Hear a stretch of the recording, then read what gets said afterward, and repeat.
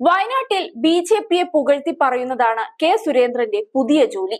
മോദിയും ബി.ജെ.പിയുമാണ് സുരേന്ദ്രന്റെ പ്രസംഗത്തിൽ മുഴുവനും. ഇനി എന്താണ് സുരേന്ദ്രൻ തള്ളിമറിക്കുന്നതെന്ന് നോക്കാം. അഴിമതിക്കെതിരായ മഹായുദ്ധത്തിലാണ് പ്രധാനമന്ത്രി നരേന്ദ്രമോദി എന്നും അദ്ദേഹത്തിന്റെ കരങ്ങൾക്ക് കരുത്തു പകരാൻ വയനാട്ടുകാരും തയ്യാറാവുമെന്നുമാണ് വയനാട് എൻ.ഡി.എ സ്ഥാനാർത്ഥി കെ സുരേന്ദ്രൻ പറയുന്നത്. വനം വന്യജീവി പ്രശ്നങ്ങൾ പരിഹരിക്കാൻ ശാശ്വത മാർഗങ്ങൾ വേണം. അതിനു മോദി സർക്കാർ വീണ്ടും വരണം. വലിയ പോരാട്ടങ്ങളുടെ പാരമ്പര്യമുള്ള സ്ഥലമാണ് വയനാട്. ബ്രിട്ടീഷുകാരെ വിറപ്പിച്ച പോരാളികളുടെ നാട്ടിലെ പോരാട്ടത്തിന് അതീവ പ്രാധാന്യവുമുണ്ട്. എഴുതിത്തള്ളാനുള്ള മണ്ഡലമല്ല വയനാട്. വന്യജീവി പ്രശ്നത്തിൽ ഉൾപ്പെടെ രാഹുൽ ഗാന്ധി ഇടപെട്ടിട്ടില്ല. മാറ്റം വയനാട്ടിൽ അനിവാര്യമാണ്. വയനാട്ടുകാരുടെ കൂടെ നിൽക്കുന്ന ഒരു എം.പിയാണ് ഇവിടെ വേണ്ടതെന്ന് കെ സുരേന്ദ്രൻ വാദിക്കുന്നുണ്ട്. ഏതായാലും വയനാട് മുഴുവൻ സുരേന്ദ്രൻ സവാരി ചെയ്യുകയാണ്. അത്രയേറെ ആത്മവിശ്വാസത്തിലാണ് നേതാവ്. ഈസ്റ്റർ ദിനത്തിൽ കുടുംബയോഗങ്ങളിലും ഗൃഹസമ്പർക്കങ്ങളിലും കെ സുരേന്ദ്രൻ പങ്കെടുത്തു.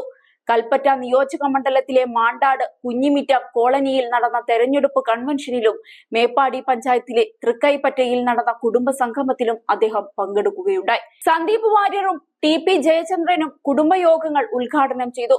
കുടുംബയോഗങ്ങളിലെ സ്ത്രീകളുടെ വലിയ പങ്കാളിത്തം ശ്രദ്ധേയമായി. ഈങ്ങാപ്പുഴ കുറുമ്പാലക്കാട്ടെ ജോബിയുടെ ഗൃഹ സന്ദർശനത്തോടെയാണ് തിരുവമ്പാടി മണ്ഡലത്തിലെ പര്യടനം എൻ.ഡി.എ സ്ഥാനാർത്ഥി ആരംഭിച്ചത്.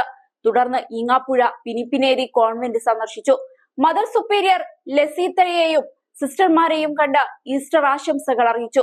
പിന്നീട് തോപ്പിൽ സെബാസ്റ്റ്യന്റെയും മണ്ഡലം പ്രസിഡന്റ് ബൈജു കല്ലടിക്കുന്നിന്റെയും Puthuppadi saint George church parish secretary Joshy Mampuzhakkal, Jose അടിയായി പള്ളി തുടങ്ങിയവരുടെ വീടുകളും സന്ദർശിച്ച് ആശംസകൾ അറിയിച്ചു. തിരുവമ്പാടിയിലെ ക്രൈസ്തവ സഹോദരങ്ങൾ നൽകുന്ന സ്നേഹവും കരുതലും വാക്കുകൾക്ക് അതീതമാണെന്ന് കെ സുരേന്ദ്രൻ പറഞ്ഞു. ന്യൂനപക്ഷ മോർച്ച ജില്ലാ ജനറൽ സെക്രട്ടറി സജീവ് ജോസഫ്, മണ്ഡലം പ്രസിഡന്റ് ബൈജു കല്ലടിക്കുന്ന്, മണ്ഡലം പ്രഭാരി ഷാൻ കട്ടപ്പാറ എന്നിവർ ഒപ്പമുണ്ടായിരുന്നു.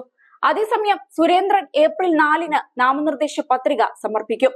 കേന്ദ്രമന്ത്രി സ്മൃതി ഇറാനി കെ സുരേന്ദ്രനൊപ്പം നാമനിർദ്ദേശ പത്രിക സമർപ്പിക്കാനെത്തുമെന്നും വയനാട് ലോക്സഭാ കൺവീനർ പ്രശാന്ത് മലവയൽ അറിയിച്ചു. രാവിലെ 9 മണിക്ക് കൽപ്പറ്റ നഗരത്തിൽ നിന്നും കളക്ട്രേറ്റിലേക്ക് നടക്കുന്ന റോഡ് ഷോയിൽ സ്മൃതി ഇറാനി പങ്കെടുക്കും.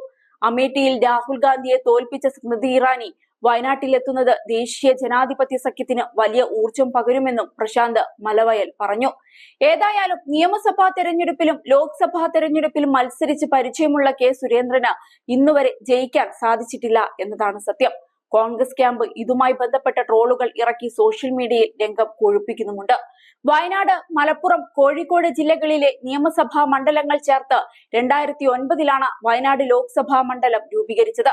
40% ന്യൂനപക്ഷ വോട്ടർമാരുള്ള മണ്ഡലം 2009-ലും 2014-ലും കോൺഗ്രസ് നേതാവ് എം.ഐ. ഷാനവാസിനെ ജയിപ്പിച്ചു.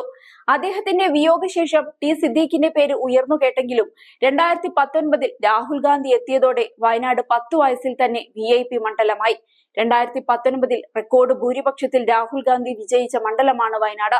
4.31 ലക്ഷം വോട്ടിന്റെ ഭൂരിപക്ഷത്തിലായിരുന്നു ആ വിജയം. നരേന്ദ്രമോദി സർക്കാരിനെ വീഴ്ത്തി UPA ഭരണത്തിലെത്തുമെന്നും രാഹുൽ ഗാന്ധി പ്രധാനമന്ത്രിയാകുമെന്നുമുള്ള പ്രചരണമായിരുന്നു അന്ന്. ഈ പ്രചരണം തന്നെയാണ് രാഹുൽ ഗാന്ധിക്കും കേരളത്തിലുടനീളം കോൺഗ്രസിനും ഗുണമായത്.